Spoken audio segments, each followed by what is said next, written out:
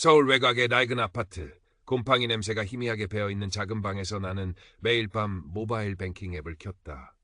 10년, 23, 24, 그때부터 악착같이 모아온 내 피와 땀, 점심 도시락을 싸다니고 낡은 코트를 몇 년째 입고 친구들과의 모임 대신 야근 수당을 택하며 그렇게 한 푼 두 푼 쌓아 올린 금액. 3천만 원. 누군가에게는 별것 아닐지 모르지만 나 김서연 미세에게는 서울에 내 발붙일 작은 보금자리를 마련해줄 희망이자 미래였다. 경기도와 맞닿은 이 외곽이라도 괜찮았다. 내 이름으로 된 전세 계약서 한 장이면 더 이상 불안하게 떠돌지 않아도 된다는 안도감을 얻을 수 있을 터였다. 그 희망만이 고단한 하루를 버티게 해주는 유일한 빛이었다. 지방 소도시의 부모님, 김태우, 박미경과 동생 김준우는 그 빛의 존재조차 알지 못했다. 아니, 알려고 하지 않았다. 명절에 형식적인 안부전화 몇 통이 전부인 소원한 관계. 부모님은 늘 동생 걱정뿐이었다.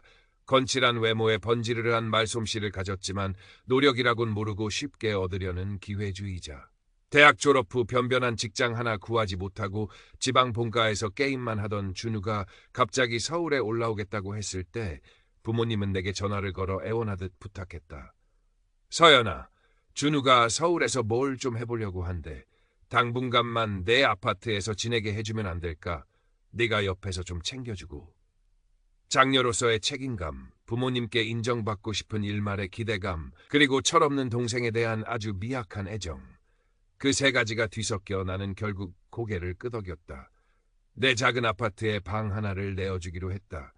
부모님은 고맙다는 말과 함께 준우가 너 보면서 많이 배울 거다라며 기대를 내비쳤다. 그때 알았어야 했다. 그 기대가 얼마나 부질없고 그 부탁이 내 삶을 얼마나 파괴할 서막이었는지를. 준우가 서울에 도착한 첫날, 그는 약속이라도 한 듯 자기 방에 틀어박혀 게임만 했다. 부모님 집에서 하던 그대로. 나는 애써 참으며 며칠을 지켜보다 결국 그를 불러앉혔다. 준우야, 네 나이 30 바라보는 나이야. 이제 네 인생은 네가 책임져야지. 언제까지 부모님 등골 빼먹고 누나 신세 질래? 뭐라도 시작해야 해. 나는 내가 어떻게 대학 다니면서부터 일하고 졸업 후에도 악착같이 돈을 모았는지 이야기했다. 그는 건성으로 듣는 둥마는 하더니 알았어, 알았다고. 누나처럼 살면 되잖아. 라며 짜증을 냈다. 그 말이 진심일 리 없다는 걸 알았지만 그래도 조금은 변하려나 하는 희망을 품었다. 몇 주 후 준우가 갑자기 눈을 반짝이며 내게 다가왔다. 누나, 대박 아이템이 있어. 온라인 게임 아이템 거래 플랫폼 사업인데 강남에서 잘 나가는 친구들이랑 같이 하는 거야. 이번에 제대로 판 벌리면 우리 집안 일으킬 수 있어. 그는 친구들의 배경과 사업 계획이라며 허황된 청사진을 늘어놓았다. 그리고는 마지막에 덧붙였다. 근데 초기 자금이 좀 필요해. 내 몫으로 3천만 원이 필요한데 부모님께 말하기는 좀 그렇고 누나가 가진 돈 좀 빌려주면 안 될까? 사업 잘 되면 바로 갚고 아니면 누나 동업자로 넣어줄게. 3천만 원. 내 아파트 자금 전액. 나는 숨이 막혔다. 말도 안 돼. 그건 내 전 재산이야. 내 아파트 자금이라고. 나는 단호하게 거절했다. 하지만 부모님이 개입했다. 준우에게서 사업 이야기를 들은 부모님은 뛸 듯이 기뻐하며 내게 전화를 걸어왔다. 서연아, 준우가 드디어 정신 차렸나 봐. 좋은 친구들이랑 사업 시작한대. 네가 좀 도와줘. 이번이 준우가 제대로 자리 잡을 마지막 기회야. 부모님은 내게 장녀로서 동생을 도와야 한다고 가족끼리 뭘 그렇게 계산하냐고 나중에 준우가 성공하면 다 갚을 거라고 강하게 설득했다.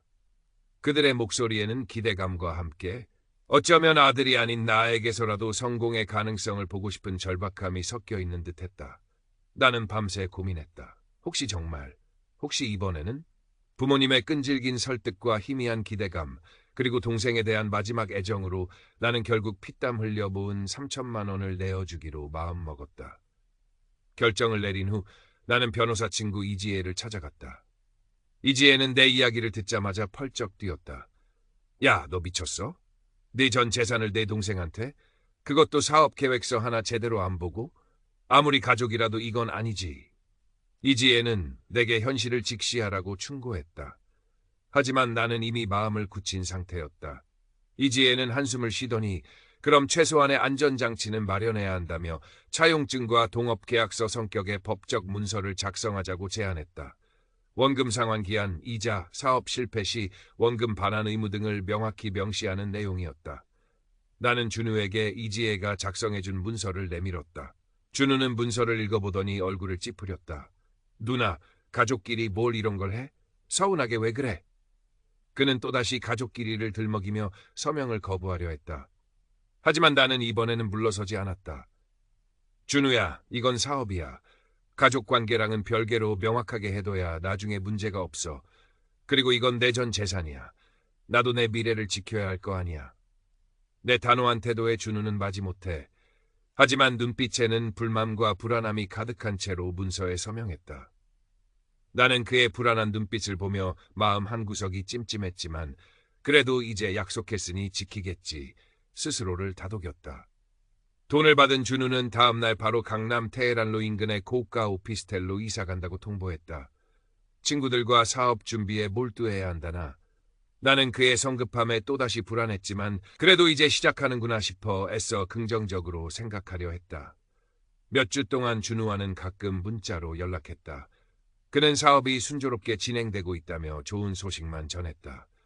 나는 그의 말만 믿고 바쁘게 일상을 보냈다. 그러다 문득 몇 달이 지나도록 준우에게서 돈 이야기가 전혀 없는 것이 이상하게 느껴졌다.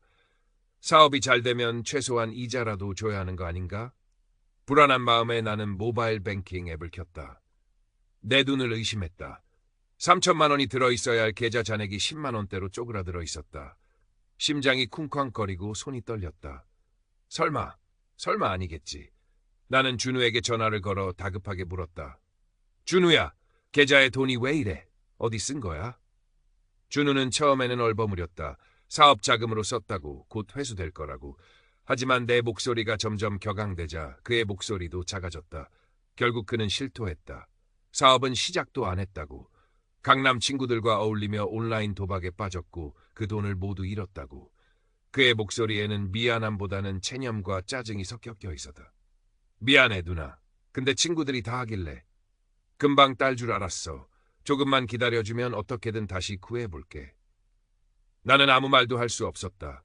충격과 배신감 그리고 허탈함이 온몸을 휘감았다. 10년 동안 피땀 흘려 모은 내 전 재산이 동생의 한순간의 유흥과 도박으로 사라졌다는 사실이 믿기지 않았다. 숨이 막혔다. 전화기를 끊고 나는 1시간 넘게 소리 없이 울었다. 내 미래, 내 희망이 송두리째 날아간 기분이었다. 그것도 가장 믿었던 가족에게 가장 어리석은 이유로. 정신을 차리고 나는 부모님께 전화했다. 준우가 내 돈을 도박으로 다 날렸다고 3천만 원이 모두 사라졌다고. 부모님은 처음에는 놀라는 듯했지만 이내 준우의 변명만 듣고 온전히 그의 편을 들었다. 아이고, 우리 준우가 친구들한테 속았나 보네. 아직 어려서 판단력이 부족해 그래. 네가 좀 이해해줘야지. 이해? 이해라니. 내 전 재산을 날려버린 동생을 이해하라고? 분노가 치밀어 올랐다. 나는 단호하게 말했다. 이해 못해요. 준우가 돈을 갚게 하시든가 아니면 부모님이 대신 갚아주세요. 안 그러면 준우 고소할 거예요. 차용증도 썼어요. 부모님은 내 말에 길길이 뛰었다. 고소? 내 동생을 고소하겠다고? 어떻게 가족한테 그래? 부모 자식 간의 연을 끊겠다. 그들은 나를 향해 비난을 퍼부었다. 내가 너무 각박하다느니, 돈이 그렇게 중요하냐느니, 가족끼리 정이 없다느니. 준우는 아직 어리고 실수할 나이라며 감쌌다. 28살이 어린 나이라고? 나는 그 나이에 이미 학자금 대출 갚고 악착같이 돈을 모으고 있었다. 그들의 비상식적이고 이기적인 태도에 나는 깊은 절망과 함께 그들에 대한 마지막 기대마저 접었다. 좋아요. 연 끊죠. 돈 안 갚으면 고소할 거예요. 가족이고 뭐고 다 필요 없어요. 내 돈 돌려받을 거예요. 나는 전화를 끊었다.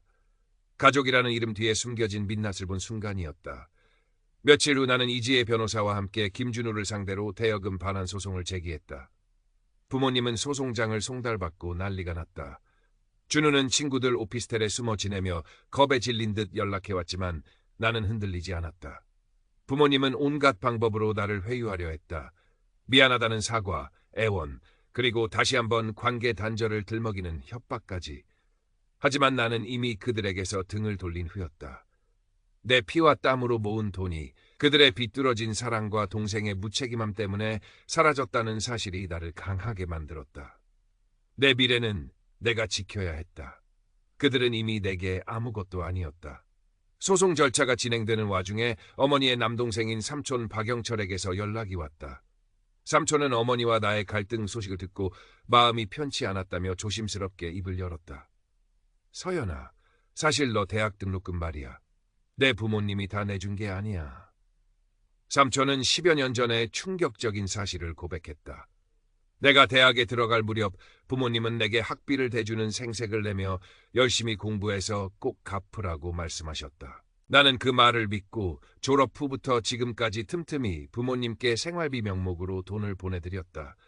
하지만 사실 부모님은 내 대학 등록금을 삼촌에게서 빌렸던 것이었다. 그리고 그 돈을 나에게 쓴 것이 아니라 동생 준우의 비싼 사립 고등학교 학비로 사용했던 것이다. 부모님은 내가 지방의 국립대에 합격했음에도 불구하고 등록금이 싸다는 이유로 서울의 덜 좋은 대학으로 가라고 우겼었다. 당시 나는 그 이유를 이해할 수 없었지만 부모님이 그렇다면 그런 줄 알았다. 삼촌의 말에 따르면 부모님은 내가 국립대에 가면 등록금이 저렴해서 남는 돈이 없을 테니 등록금이 비싼 사립대에 보내고 남은 돈을 준우의 학비로 쓰려고 했던 것이었다. 심지어 그 계획은 준우가 먼저 부모님께 제안했던 것이라고 했다. 겨우 14살짜리 동생이 부모님을 부추겨 누나의 미래를 희생시키려 했다니. 삼촌은 그때 말하지 못한 것이 후회된다며 이제라도 진실을 알려주는 것이 옳다고 생각했다고 말했다. 머리가 멍해졌다. 10여 년 전부터 부모님은 나에게 거짓말을 하고 내 희생을 강요해왔던 것이다. 내가 부모님께 갚는다고 생각했던 돈은 사실 삼촌에게 가고 있었고 부모님은 그 돈을 받으면서도 내게 등록금 이야기를 꺼내며 생색을 내고 내가 말을 안 들을 때마다 내 등록금 대준 게 누군데라며 나를 억압했던 것이다. 그들의 기만은 내가 상상했던 것보다 훨씬 깊고 악의적이었다. 가족에게 인정받고 싶었던 내 오랜 바람이 얼마나 부질없었는지 그들이 나를 그저 동생을 위한 도구로만 생각했다는 사실에 가슴이 찢어지는 듯했다. 이 사실을 알고 나니 동생의 도박 탕진과 부모님의 비호는 더 이상 단순한 배신이 아니었다. 그것은 과거부터 이어져 온 그들의 본성이자 나를 향한 지속적인 기만과 착취였다. 분노가 치밀어 올랐다. 나는 더 이상 그들에게 단 한 푼의 자비도 베풀고 싶지 않았다. 돈을 되찾는 것만으로는 부족했다. 그들에게도 대가를 치르게 해주고 싶었다. 특히 준우에게. 그는 부유한 친구들 사이에서 부자인 척 허세를 부리는 것에 목숨을 걸고 있었다. 그에게 가장 치명적인 것은 그의 허세가 만천하에 드러나는 것일 터였다. 나는 준우의 SNS 계정을 찾아 그의 친구 목록을 훑었다. 몇몇 친한 친구들의 계정을 알아낸 후 나는 그들에게 메시지를 보냈다. 준우가 내 돈 3천만 원을 속여서 도박으로 날렸고 내가 그를 상대로 소송을 제기했으며 그가 부유한 척하는 것은 모두 거짓이라는 내용을 상세하게 적었다. 그의 치부, 그의 열등감, 그의 비겁함까지 모두 폭로했다. 메시지를 보내고 나니 속이 후련했다. 하지만 그 후폭풍은 예상보다 컸다. 다음 날 아침부터 어머니에게서 미친 듯이 문자가 쏟아졌다. 네가 감히 준우 친구들한테 그런 말을 해? 준우가 친구들한테 쫓겨났어. 네가 준우 인생 망쳤어. 준우의 친구들은 준우가 오랫동안 자신들을 속여왔다는 사실에 분노하여 그를 오피스텔에서 쫓아내고 관계를 끊었다고 했다. 어머니는 내가 이미 소송으로 그들의 삶을 망치고 있는데 이제는 친구 관계까지 끊어놓았다며 나를 악마 취급했다. 나는 어머니에게 삼촌에게서 들은 과거 이야기를 꺼내려 했지만 어머니는 내 말은 들으려 하지 않고 히스테릭하게 소리만 질렀다. 전화기 너머로 아버지와 준우의 목소리도 희미하게 들렸다. 준우는 물건을 부수며 난동을 부리고 있었고 아버지는 그를 말리느라 진땀을 빼는 듯했다. 나는 그들의 추악한 모습에 역겨움을 느끼며 전화를 끊었다. 내가 가족에게 엄청난 파장을 일으켰다는 사실은 알았지만 예상했던 통쾌함보다는 씁쓸함과 허탈함이 더 컸다. 며칠 후 다음 조정기일을 앞두고 부모님과 준우가 예고 없이 내 아파트로 찾아왔다. 밤늦은 시간이었다. 나는 문을 열어주지 않고 현관문 앞에서 그들을 마주했다. 혹시 모를 상황에 대비해 휴대폰 녹음 기능을 켰다. 그들의 얼굴은 초췌했고 특히 준우는 눈이 벌개져 있었다. 부모님은 다시 한번 나를 회유하려 했다. 서연아, 제발 이러지 말자. 준우가 너무 힘들어해. 매일 밤 잠도 못 자고 폐인처럼 지내. 네 동생 불쌍해서 어떡하니. 어머니는 눈물까지 글썽이며 내게 죄책감을 심으려 했다. 아버지도 옆에서 거들었다. 우리가 잘못했다. 미안하다. 하지만 가족끼리 이렇게 법정까지 가는 건 아니지 않니? 일단 500만 원이라도 받고 나머지는 천천히 받으면 안 되겠니? 우리가 꼭 갚을게. 500만 원? 3천만 원을 날려놓고 500만 원에 합의하자고? 그것도 천천히 갚겠다는 약속과 함께?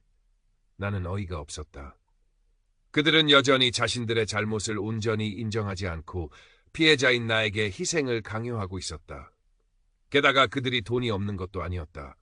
지방에 집도 있고 아버지 퇴직금도 꽤 있다는 것을 알고 있었다.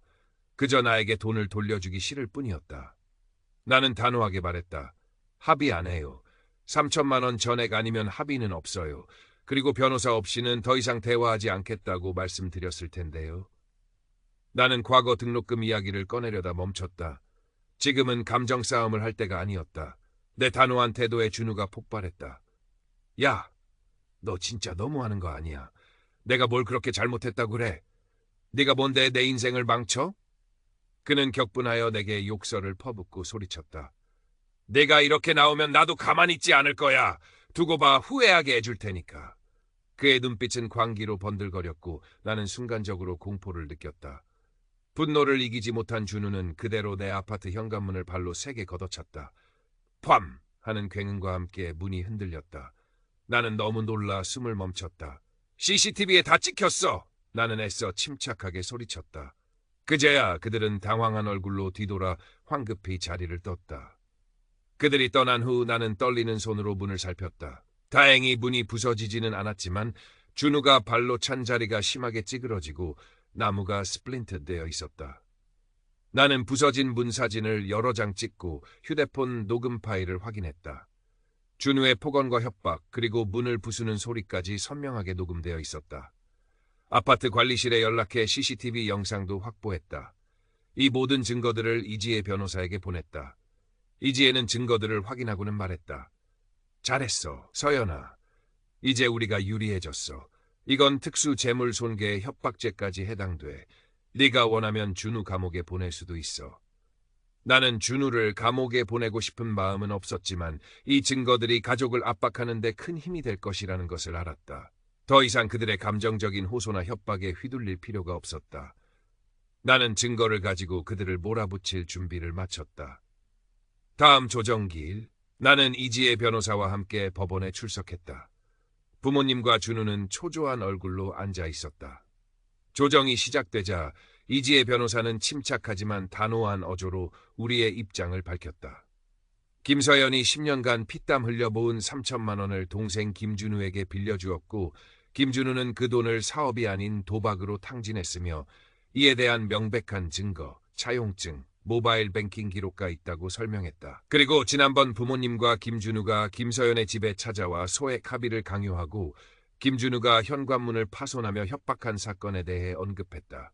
이지혜는 확보한 녹음 파일과 CCTV 영상을 증거로 제시하며 김준우의 행동이 단순한 채무 불이행을 넘어 특수 재물 손괴 및 협박죄에 해당하며 김서연이 원한다면 형사 고소까지 진행하여 김준우를 구속시킬 수도 있다고 강력하게 말했다. 법적 증거와 형사처벌 가능성에 대한 이지혜의 압박에 부모님과 준우는 얼굴이 하얗게 질렸다. 그들은 더 이상 변명하거나 회피할 수 없음을 깨달았다. 감정에 호소하거나 거짓말을 할 수도 없었다. 차갑고 이성적인 법의 심판대 앞에서 그들의 비겁함은 더 이상 통하지 않았다. 조정위원 역시 증거들을 확인하고는 부모님과 준우 측의 합의를 종용했다. 준우를 감옥에 보내고 싶지는 않았기에 나는 처음부터 요구했던 바를 다시 한번 명확히 했다. 저는 제 돈 3천만 원 전액과 파손된 현관문 수리비를 돌려받고 싶습니다. 그 외에는 어떤 합의도 하지 않겠습니다. 부모님과 준우는 잠시 망설이는 듯했지만 이지혜 변호사의 날카로운 눈빛과 감옥에 갈 수도 있다는 현실적인 위협 앞에서 결국 굴복했다. 그들은 내 요구를 모두 받아들이기로 합의했다. 3천만 원 전액을 지정된 계좌로 입금하고 현관문 수리비는 별도로 지급하며 향후 나에게 어떠한 연락이나 접근도 하지 않겠다는 내용의 합의서가 작성되었다. 합의서에 서명하면서 나는 복잡한 감정을 느꼈다. 통쾌함보다는 허탈함이 컸다. 돈을 되찾았지만 가장 가까웠던 가족을 완전히 잃었다는 사실은 씁쓸했다. 하지만 후회는 없었다. 잘못된 관계를 끝내고 나 자신을 지킨 것에 대한 안도감이 더 컸다. 합의가 마무리된 후 나는 이지혜 변호사의 도움을 받아 부모님과 준우에 대한 접근 금지 명령을 신청했다. 그들이 다시는 내 삶에 함부로 침범하지 못하도록 법적인 장벽을 세웠다. 부모님과 준우에게서 오는 모든 연락을 차단했다. 그들은 더 이상 내 가족이 아니었다. 나는 삼촌 박영철에게 연락하여 합의가 잘 마무리되었고 돈을 돌려받게 되었다고 알렸다. 그리고 부모님을 거치지 않고 삼촌에게 직접 돈을 갚겠다고 말했다. 삼촌은 내 결정에 지지를 표하며 언제든 힘들면 연락하라고 했다. 그제야 나는 부모님이 내게 씌웠던 등록금이라는 굴레에서 완전히 벗어난 기분이었다. 가족이라는 무거운 짐을 내려놓으니 몸과 마음이 한결 가벼워졌다. 물론 상실감이 없었던 것은 아니다. 하지만 그 상실감은 잘못된 관계에서 오는 고통과 불안감에 비하면 아무것도 아니었다. 나는 다시 아파트 전세 계약을 알아보기 시작했다. 10년 전의 희망이 다시 눈앞에 보이기 시작했다. 부모님은 주변 친척들에게 내가 돈 때문에 동생과 부모를 버린 폐륜아인 것처럼 험담하고 다닌다고 들었다. 하지만 삼촌에게서 진실을 들은 일부 친척들은 부모님의 말을 믿지 않았고 나의 단호한 태도와 그동안 부모님이 준우만 편애해왔다는 것을 아는 다른 친척들도 마찬가지였다. 나는 더 이상 그들의 시선이나 평가에 얽매이지 않기로 했다. 그들은 이미 내 삶에서 지워진 존재들이었다. 나는 휴대폰 연락처에서 부모님과 준우의 이름을 지웠다. 그리고 모바일 뱅킹 앱을 켰다. 3천만 원이라는 숫자가 다시 화면에 나타났다. 그것은 더 이상 가족에게 빼앗길까 불안해하는 돈이 아니었다. 온전히 나 김서연의 미래를 위한, 나를 지키기 위한 돈이었다. 나는 그 돈으로 곧 나만의 작은 보금자리를 마련할 것이다. 가족이라는 이름의 굴레에서 벗어나 나는 이제 비로소 진짜 내 삶을 시작할 수 있게 되었다. 그 후 몇 달이 흘렀다. 나는 서울 외곽의 한 동네에 아담한 아파트 전세를 구했다. 10년 동안 꿈꿔왔던 나만의 공간. 화려하진 않지만 햇살이 잘 들어오는 작은 거실, 내 취향대로 꾸민 침실. 더 이상 곰팡이 냄새를 맡지 않아도 된다는 사실만으로도 감사했다. 이삿짐을 정리하고 깨끗하게 청소를 마친 후 나는 거실에 앉아 창밖을 내다보았다. 낯선 풍경이었지만 평화로웠다. 더 이상 불안감에 떨거나 누군가의 연락을 기다리거나 혹은 누군가 불쑥 찾아올까 두려워하지 않아도 되었다. 이지혜 변호사는 내가 아파트를 구했다는 소식에 함께 기뻐해 주었다. 그녀는 변호사로서의 조언뿐만 아니라 친구로서 나에게 큰 힘이 되어 주었다. 힘든 시간을 보내는 동안 나를 지지해 준 유일한 사람이었다. 우리는 가끔 만나 저녁을 먹으며 지난 이야기를 나누었다. 이지혜는 내가 얼마나 잘 해냈는지, 스스로를 얼마나 잘 지켰는지 칭찬해 주었다. 그녀의 격려 덕분에 나는 상처 입은 마음을 조금씩 치유해 나갈 수 있었다. 삼촌 박영철에게는 매달 조금씩 돈을 보내고 있다. 삼촌은 괜찮다며 천천히 하라고 했지만 나는 부모님의 빚을 대신 갚는다는 생각보다는 과거 나에게 베풀어진 은혜에 보답한다는 마음으로 성실하게 송금했다. 삼촌과의 관계는 조심스럽지만 따뜻하게 유지되고 있다. 그는 내게 가족의 소식을 간간히 전해주기도 한다. 부모님은 여전히 준우의 잘못을 인정하지 않고 나를 원망하고 있다고 했다. 준우는 친구들에게 외면당하고 부모님 집에 돌아가 지내고 있지만 여전히 정신을 차리지 못하고 부모님 속만 썩인다고 했다. 나는 더 이상 그들의 소식에 일희일비하지 않았다. 그들의 삶은 더 이상 나의 문제가 아니었다. 가끔 밤에 잠자리에 들기 전 지난 일들을 떠올리곤 한다. 10년 동안 모은 돈이 한순간에 사라졌을 때의 충격, 동생의 거짓말과 부모님의 비호에 대한 분노, 과거의 배신을 알게 되었을 때의 허탈감, 그 모든 감정들이 여전히 내 안에 희미하게 남아있다. 하지만 이제는 그 감정들에 압도되지 않는다. 나는 그 고통스러운 경험들을 통해 강해졌다. 가족이라는 이름 뒤에 숨겨진 어둠을 직면했고 나 자신을 지키는 법을 배웠다. 혈연이라는 굴레가 때로는 가장 큰 족쇄가 될 수 있다는 것을 깨달았다. 나는 더 이상 부모님이나 동생에게서 오는 연락을 기다리지 않는다. 휴대폰은 늘 무음으로 해두고 혹시 모를 스팸 전화나 문자는 바로 차단한다. 그들의 존재는 이제 내 삶의 배경에서 완전히 사라졌다. 얼마 전 나는 모아둔 돈에서 조금을 꺼내 나를 위해 작은 선물을 했다. 낡은 코트 대신 따뜻하고 예쁜 새 코트를 샀다. 10년 만에 처음으로 나 자신에게 주는 선물이었다. 코트를 입고 거리를 걸으니 기분이 새로웠다. 더 이상 아끼고 희생하며 미래만을 위해 살지 않아도 된다는 해방감. 물론 여전히 성실하게 일하고 저축할 것이다. 하지만 이제는 나 자신의 행복과 안녕을 최우선으로 둘 것이다. 가족과의 관계는 완전히 파탄났지만 나는 외롭지 않다. 나를 지지해주는 친구가 있고 나만의 공간이 있으며 무엇보다 나 자신에 대한 믿음이 생겼다. 나는 더 이상 누군가의 기대를 충족시키기 위해 살지 않는다. 나 김서연은 나 자신을 위해 살아갈 것이다. 과거의 상처는 아물겠지만 흉터는 남을 것이다. 하지만 그 흉터는 내가 얼마나 강인하게 역경을 이겨냈는지 보여주는 증표가 될 것이다. 나는 이제 자유롭다. 나는 새로운 아파트에서의 삶에 빠르게 적응했다. 아침 일찍 일어나 창문을 열고 신선한 공기를 마셨다. 지저분했던 예전 아파트와 달리 이곳은 내가 직접 관리하고 정돈하는 공간이었다. 모든 것이 내 손길이 닿은 곳이었기에 더욱 소중하게 느껴졌다. 주말에는 근처 공원에 나가 산책을 하거나 혼자 카페에 앉아 책을 읽었다. 예전에는 상상도 할 수 없었던 여유로운 시간이었다. 그동안 나는 돈을 모으고 가족 문제에 시달리느라 나 자신을 돌볼 시간이 전혀 없었다. 이제야 비로소 나를 위한 시간을 가질 수 있게 되었다. 이지혜는 종종 내 새 아파트에 놀러왔다. 그녀는 아파트가 마음에 든다며 내 안목을 칭찬했고 내가 평온을 되찾은 것 같아 기쁘다고 말했다.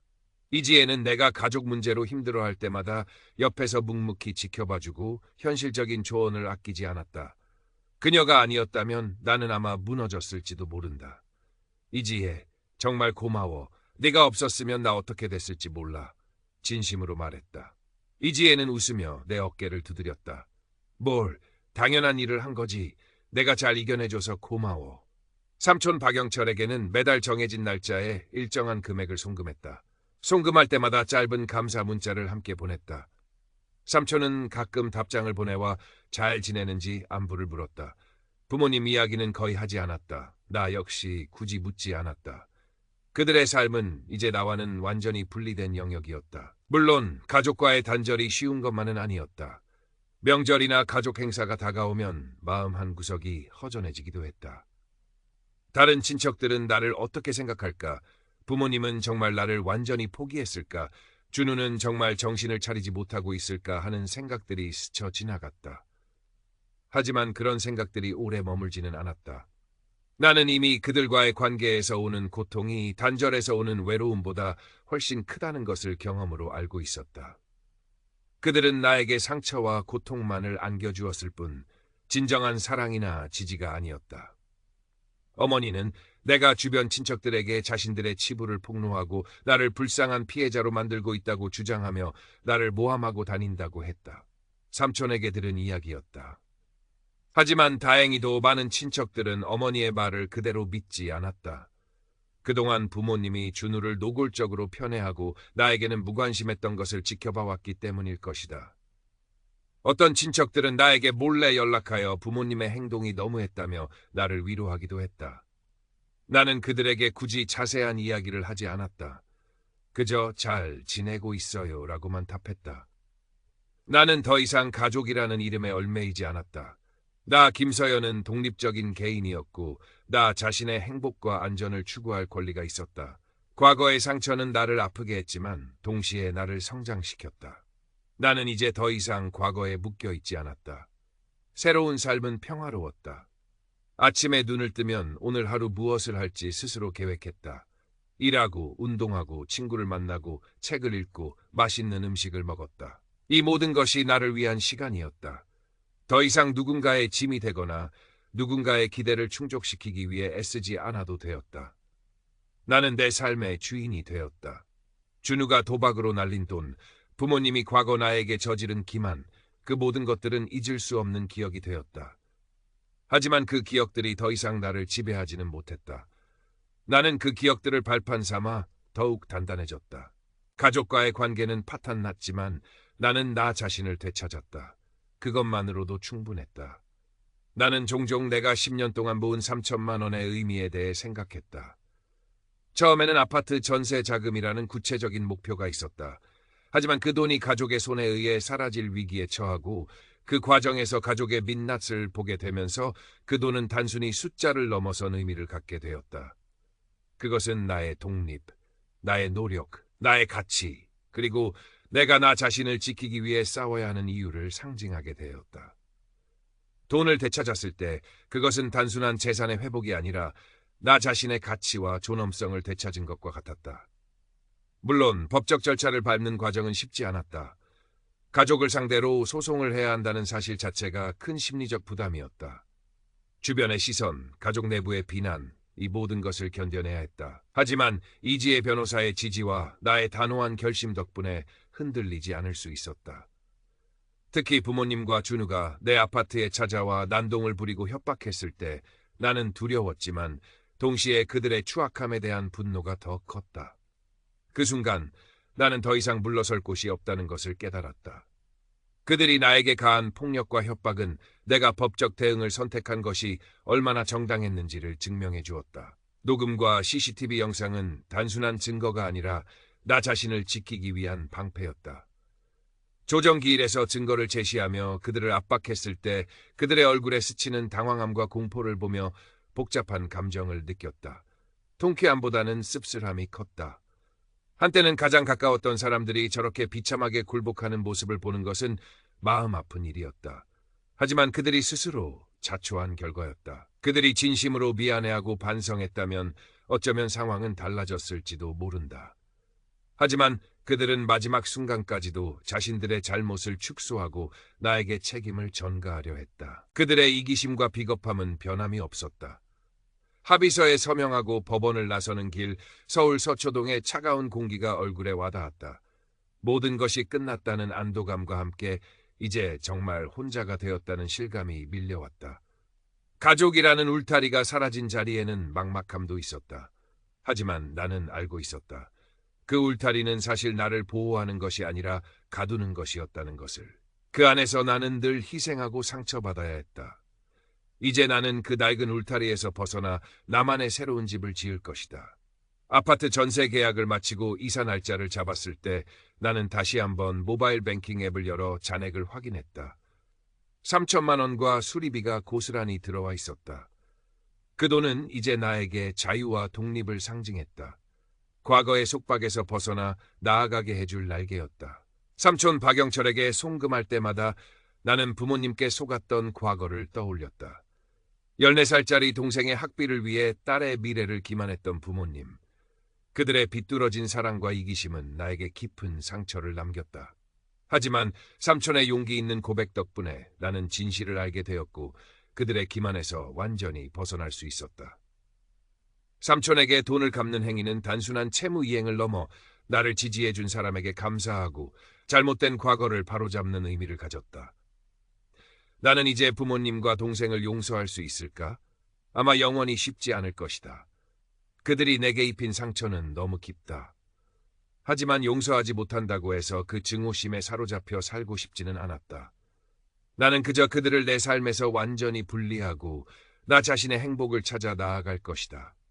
그것이 내가 그들에게 보여줄 수 있는 가장 큰 복수이자 나 자신에게 줄 수 있는 가장 큰 선물일 것이다. 새 아파트의 창가에 앉아 따뜻한 차를 마셨다. 창밖으로는 서울의 복잡한 풍경이 펼쳐져 있었다. 그 속에서 나는 나만의 작은 평화를 찾았다. 가족이라는 이름의 굴레는 벗어던졌지만 나는 혼자가 아니었다. 나를 믿고 지지해주는 친구가 있었고 나 자신을 사랑하는 법을 배웠다. 앞으로 어떤 어려움이 닥칠지 알 수 없지만 나는 두렵지 않았다. 나는 이미 가장 힘든 싸움에서 이겨냈기 때문이다. 나 김서연은 이제 비로소 진짜 내 삶을 시작한다.